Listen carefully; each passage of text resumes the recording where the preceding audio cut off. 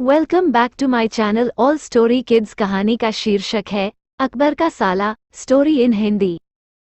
बीरबल की बुद्धि और समस्या को भांप लेने की कला के कारण बादशाह उन्हें खूब पसंद करते थे। इसी कारण से दूसरे लोग बीरबल से उतना ही जलते थे। इन जलने वालों में से एक अकबर का साला भी था।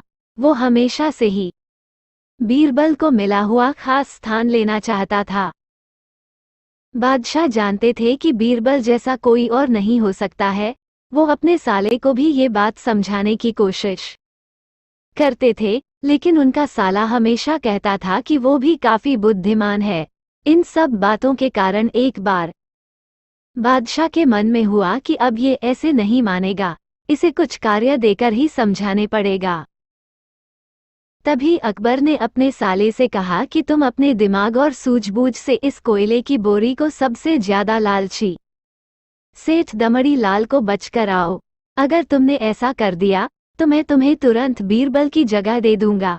ये बात सुनकर अकबर का साला हैरान हुआ, लेकिन उसे बीरबल की जगह चाहिए थी। इसी सोच के साथ वो कोयले की बोरी लेकर सेठ के पास पहुंच गया। सेठ ऐसे ही किसी की भी बातों में आने वाला नहीं था, इसलिए उसने उसे खरीदने से मना कर दिया। अब अपना उदास चेहरा लेकर अकबर का साला महल लौट आया। उसने कहा कि मैं इसे नहीं बेच पाया। इतना सुनते ही बादशाह ने बीरबल को अपने पास बुलाया। उन्होंने अपने साले के सामने ही बीरबल से कहा कि तुम्हें सेठ दमड़ी लाल को ये कोयले की बोरी बेचनी है। बादशाह का आदेश मिलने पर बीरबल ने कहा कि आप एक बोरी बेचने के लिए कह रहे हैं, मैं उस सेठ को एक कोयले का टुकड़ा ही 10,000 में बेच सकता हूँ। ये बात सुनकर अकबर का साला दंग रह गया।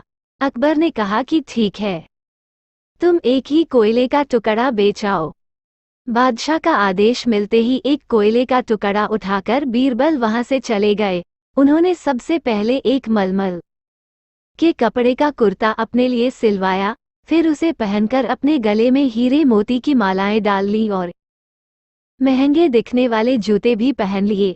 इतना सब करने के बाद बीरबल ने उस कोयले के टुकड़े को सुरमा यानी काजल की तरह बारीक पीसकर एक कांच की डिब्बी में डलवा लिया। इसी भेष में वो महल के मेहमान घर में आ गए। फिर बीरबल ने एक इश्तिहार दिया कि बगदाद में एक जाने माने शेख पहुंचे हैं जो जादुई सुरमा बेचते हैं। सुरमे की खासियत में बीरबल ने लिखवाया कि इसे लगाने वाला अपने पूर्वजों को देख सकता है। यदि पूर्वजों ने कोई धन छुपाकर रखा है तो वो उसका पता भी बता देंगे।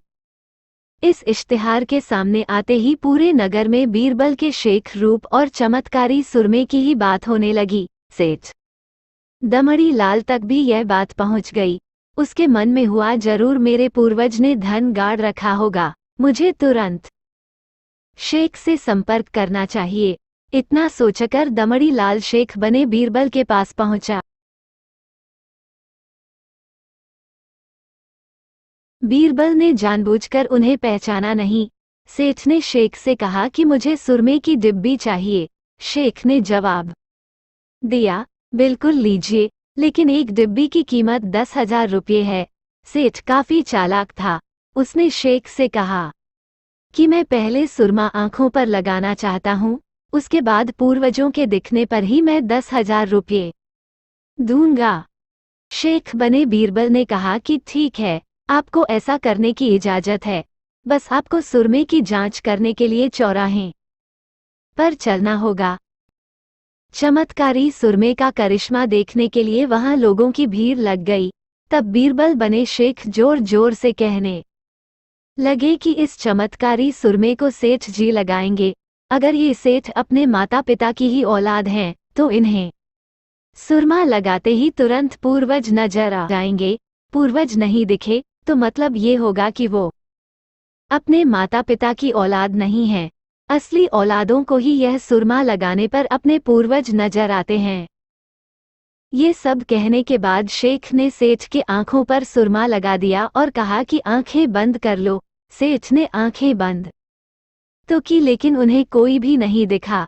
अब सेठ के मन में हुआ कि मैंने कह दिया कि मुझे कोई नहीं दिखा तो भारी अपमान हो जाएगा। इज्जत को बनाए रखने के लिए सेठ ने आंख खोली और कहा कि हाँ, मुझे अपने पूर्वज दिख गए।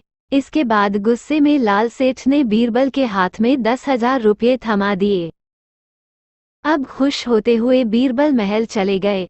उन्होंने कहा कि लीजिए बादशाह, एक कोयले के 10,000 रुपये और सारा किस्सा सुना दिया। ये देखते ही बादशाह का साला मुंह बनाकर महल से चला गया। उसके बाद से उसने कभी भी बीरबल की जगह लेने की बात अकबर से नहीं की। कहानी से सीख। इस कहानी से हमें ये सीख मिलती है कि किसी से ईर्ष्या नहीं करनी चाहिए और अपनी काबिलियत को साबित करने के लिए बुद्धि का उपयोग करना जरूरी है।